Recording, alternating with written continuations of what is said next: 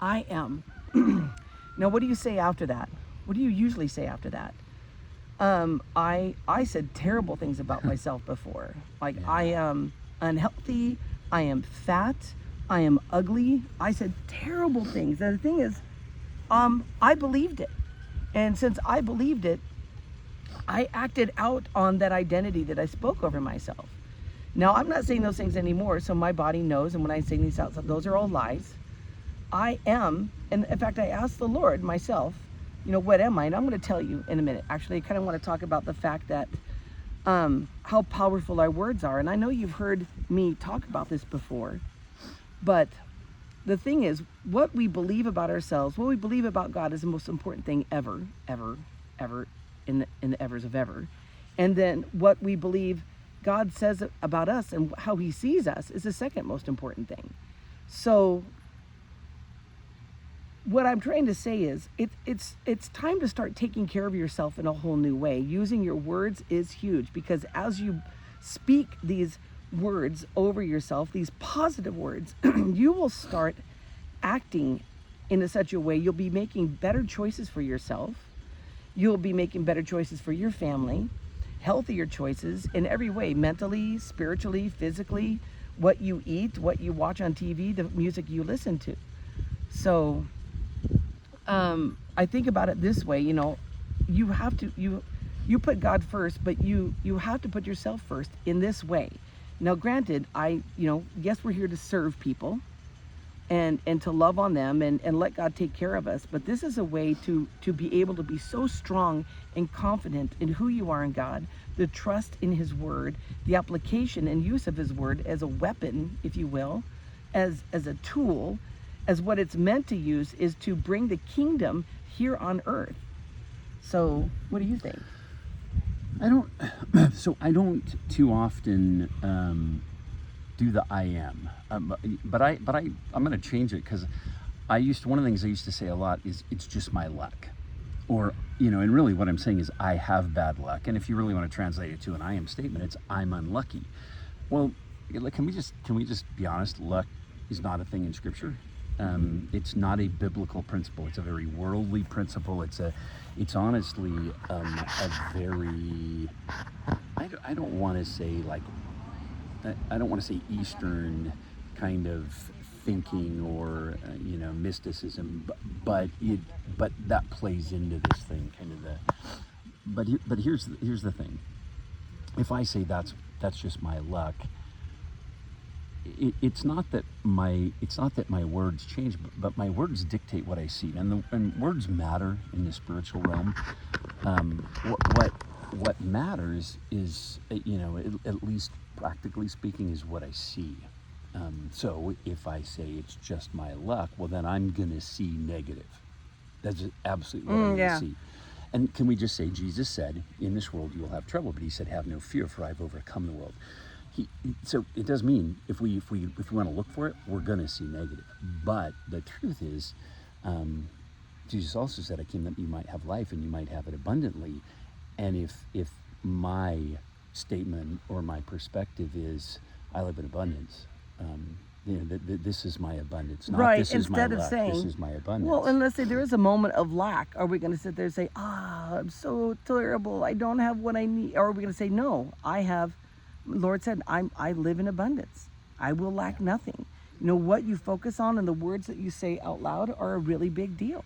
Yeah. Because that's the direction. It's like I talk about over and over again. You wake up in the morning, you go to the Word of God, you get filled up with him, get filled up with his truth.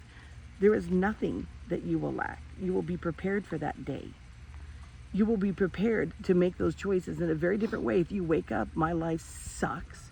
If you wake up, I'm lonely, I'm hurt, I'm tired, I'm sick, I'm impoverished, I'm an orphan, nobody's there to help. You're going to make decisions based on that. Yeah. Okay, so just put this really practically. Let's say you're driving from point A to B, and we're going to call it my house to Elements Restaurant, which is one of our favorite restaurants. And I'm driving there. There are probably 20 different routes to get there. Probably 20 different routes. So if my perspective is I'm bad at picking the right way to go, or it's just my luck, traffic's going to be Oh, bad there's going to the be way. stoplights the whole way there, or an accident. We're going to be late for our Well, reservation. you know what it's going to be. I mean, literally, I'm going to, whether it's really true or not, because let's just face it, if you map out all the routes, they may be a minute apart, 2 minutes, 3 minutes tops. It's not like, but let's say that's my view, and I pick route after route. I hit stoplights. There's traffic. I'm going to end up in a bad mood. I'm going to end up seeing, instead of saying, no, I'm a child of God, I live in his favor. I'm a child of God, I live in his favor. And driving, I drive in his favor. I drive in his favor. Now, here's the truth. It doesn't matter whether I hit a stoplight or whether there's traffic. I'm going to reroute. Because I'm looking for favor, not looking. And I'm less attuned to the actual time. And I know that seems, that might be, we gotta look at life and we go, hey, that doesn't really matter. There are a lot bigger things, but that's still the principle. Well, it's a lens that you put on, Right. and that's another deal. Let's just look at it this way, ladies and gentlemen, sisters and brothers. Let's look at it this way. When you wake up in the morning, you can either choose to wear the glasses that God has given you to look at things through his eyes, which will be blessings and favor and opportunity, or you're going to wake up and look through your own dirty, muddled, weakening, decaying eyes and just feel like garbage. And everything you see, no matter how good it is, you're going to be, oh, poor me. You're going to swim around in Lake U, and you're going to say, I am unlucky, or that's just my luck, or that's just the way things go, and that's the world today, and it's because of our president, or it was because of whatever. You're just going to sit there and you be miserable. And guess what? You being miserable, depressed, downcast, it affects your health, your mental and physical health. We're talking about, literally, scientifically. Let's even move any kind of religious aspect out of this. When you are a negative person, we're talking arthritis, heart issues, cortisol, weight issues, migraines, you name it. Your negative attitude will directly affect your health in every way. And if you have a way right now to just turn that around, you do have a way. Wake up tomorrow morning and choose to put on the glasses, I call it God goggles, because you do have a choice. How are you going to purview and see what's going to happen this day, no matter what you might be expecting? It's a way of looking at everything through his perspective, rather than your human perception, which is unbelievably limited and usually quite negative. Yeah. And it's so. Let me interject this piece.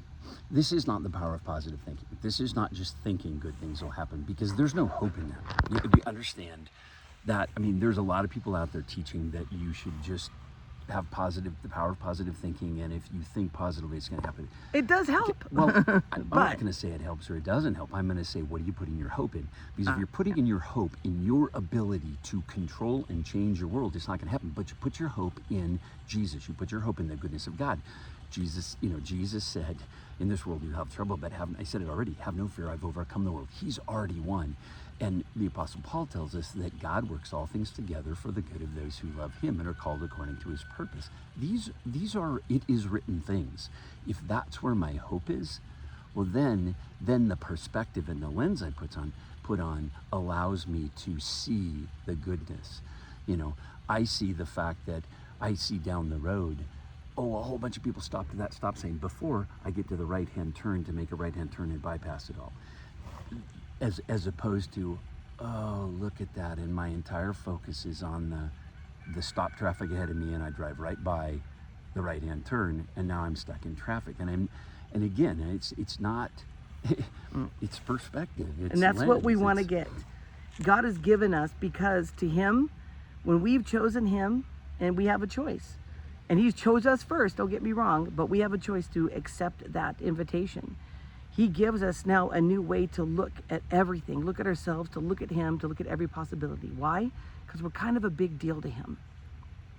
And I'm really grateful for that. So let me know. I'm going to say I am adorable. I am adored and I am loved. And I want you to know you are too. God bless you. Bye.